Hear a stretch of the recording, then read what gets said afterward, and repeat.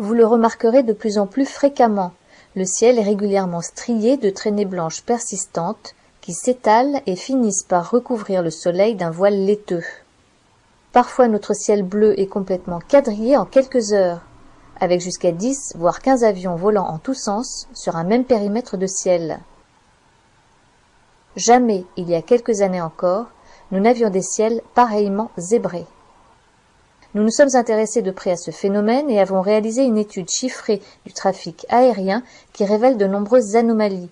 Nous vous la soumettons dans ce module, après une vidéo éloquente du ciel frétois réalisée par jour d'épandage. Nous sommes le 10 avril 2015 à La Frette-sur-Seine dans le Val d'Oise. Une belle journée s'annonce. Le ciel est bleu tôt le matin. Un avion, un deuxième avion. Remarquez la longue traînée que celui-ci laisse dans le ciel. Les avions se succèdent. Rapidement, le ciel change totalement d'aspect. En quelques heures, notre ciel bleu est entièrement quadrillé. À l'arrière de la maison, mais également à l'avant. Ces traînées chimiques persistantes, nommées chemtrails, s'opposent aux contrails, traînées de condensation qui sont courtes et éphémères.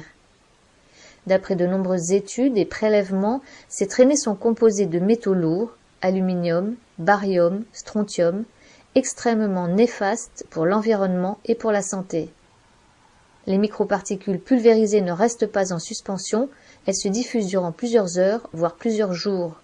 Nous les inhalons, elles se fixent dans nos poumons, nos muscles, notre cerveau.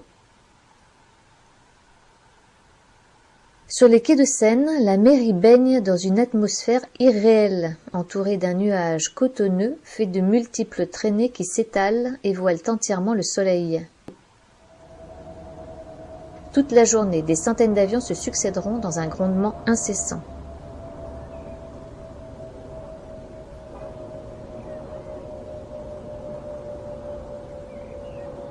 Notre ciel bleu de ce matin n'est plus qu'un immonde magma de smog blanchâtre. En accélérant l'image, on voit le quadrillage se déplacer. Dans quel état peut bien être notre atmosphère ?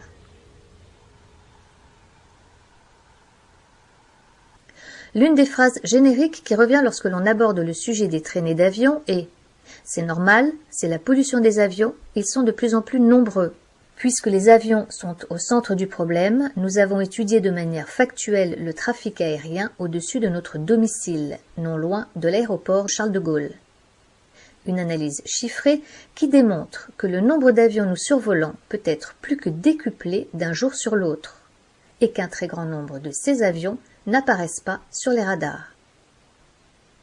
Pour ce qui est tout d'abord de l'augmentation du trafic aérien, selon le rapport officiel des aéroports de Paris, si le nombre de passagers est en constante augmentation, 73 millions en 2000, 95 millions en 2015, le nombre de vols a quant à lui diminué.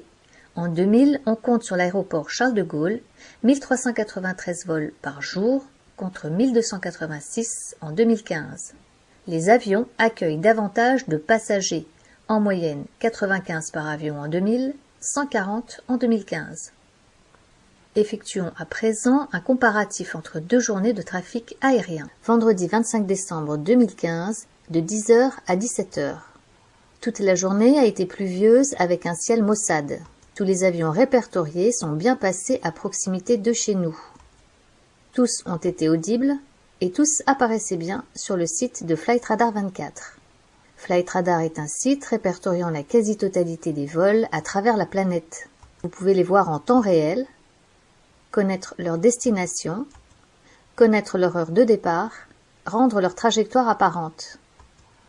Combien d'avions vont passer au-dessus de notre tête en 7 heures? L'intensité du trafic varie en fonction du sens de la circulation aérienne décidée pour la journée et qui change régulièrement. Il faut environ 4 à 5 minutes à un avion qui a décollé de l'aéroport Charles de Gaulle pour arriver au-dessus de la Frette-sur-Seine. Un total de 40 avions constatés en 7 heures de temps. Aucun de ces avions n'a émis de traînée dans le ciel. une moyenne de 5,7 avions par heure. Nombre moyen d'avions par minute, 0,1. Le lendemain, samedi 26 décembre, de 9h à 10h, le sens de la circulation est le même, mais le trafic n'a plus rien à voir. Une journée ensoleillée, un ciel bleu, mais un quadrillage de traînées blanchâtres a déjà commencé. 71 avions passaient dans notre ciel en 1 heure seulement. Un relevé effectué uniquement à l'arrière de la maison.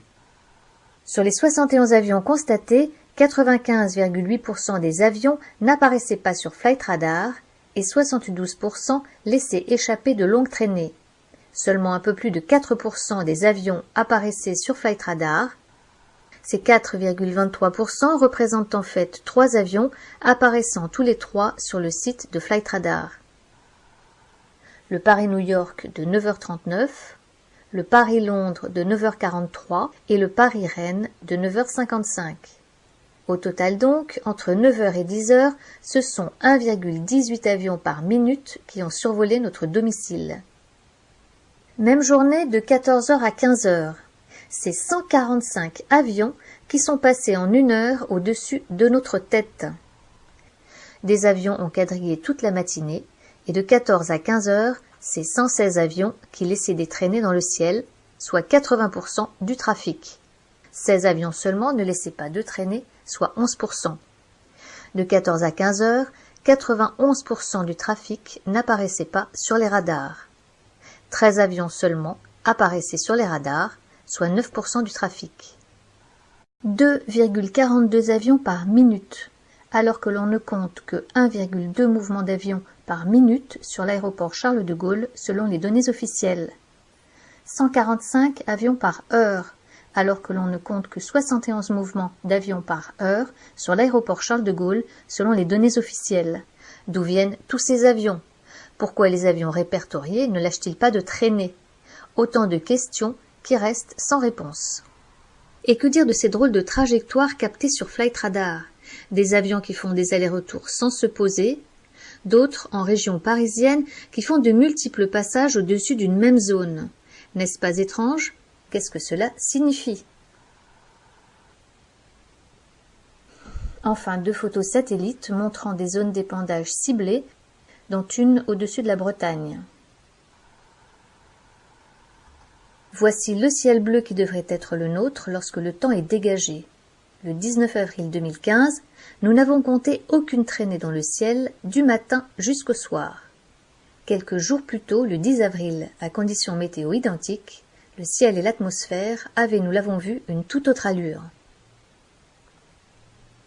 Pour conclure ce module, quelques tristes photos de notre beau maquis corse. Le 15 juillet 2015, le ciel habituellement toujours bleu a été pulvérisé toute la journée et une partie de la nuit. Nous n'avions jamais vu encore un tel phénomène en Corse. Ces opérations d'épandage ne sont pas récentes, elles ont débuté dans les années 90 à 2000. En revanche, elles sont de plus en plus fréquentes et généralisées, de jour comme de nuit. J'ai eu l'occasion de photographier des ciels quadrillés un peu partout en France, mais également à l'étranger. Ici à Osgore, dans les Landes, là à Lausanne, au-dessus du lac Léman, régulièrement pulvérisé. La question a été abordée au Parlement européen, à l'ONU dès 2007 et posée à l'Assemblée nationale en 2013 par un député français. Mais les réponses, lorsqu'il y en a, sont loin d'être satisfaisantes. Ces traînées ne seraient encore et toujours que de la vapeur d'eau. Quant au service de météorologie, il se contente d'évoquer insidieusement l'apparition dans nos ciels de cirrus d'un type nouveau. Pourtant, dans les zones particulièrement ciblées par les épandages, les dégâts sont d'ores et déjà mesurables. Ces épandages sont suspectés de provoquer des problèmes respiratoires, asthme, allergies, dérèglements gastriques, affections de la peau, anxiété, fatigue, dépression, difficultés de concentration, dégradation du système nerveux, mais également une recrudescence des maladies d'Alzheimer et de Parkinson. Dans certaines régions, les épandages sont accompagnés d'une pluie de fibres synthétiques suspectées d'être des perturbateurs endocriniens. L'écosystème est également impacté. Outre les dégâts sur la couche d'ozone, moins de rayonnement solaire au sol affecte le cycle de l'eau et la photosynthèse. Le pH de la terre est modifié, les sols asséchés et stérilisés, les incendies plus fréquents et plus difficiles à maîtriser. À titre d'exemple, ces prélèvements d'eau de pluie réalisés dans le Doubs à 16 mois d'intervalle en 2015, révélant une augmentation de 800% du taux d'aluminium dans l'eau. L'une des causes avancées pour justifier ces épandages est la gestion du rayonnement solaire et la géo-ingénierie, manipulation du climat à l'échelle mondiale. Les chemtrails seraient un moyen de créer une sorte de bouclier chimique qui filtrerait une partie des rayons du soleil, les particules d'aluminium agissant comme un réflecteur. Cependant, certains arguent que cet effet est très limité par l'effet de serre causé par la présence de ce couvercle de nuages chimiques. Par ailleurs, la thèse du réchauffement global, telle qu'on nous la présente aujourd'hui, est remise en question par un nombre croissant de climatologues. Quelles que soient les causes et les controverses, les effets de ces épandages sont réellement préoccupants. Il s'agit de l'air que l'on respire, nous sommes donc tous concernés. C'est la santé et l'avenir de nos enfants qui est en cause. Que peut-on faire? Observer et s'informer. Diffuser l'information, signer des pétitions, adhérer à des associations qui se battent activement contre ce phénomène. Face au silence des médias, il est urgent de se mobiliser. Plus nous serons nombreux à dénoncer ces épandages, plus nous aurons des chances de les faire cesser.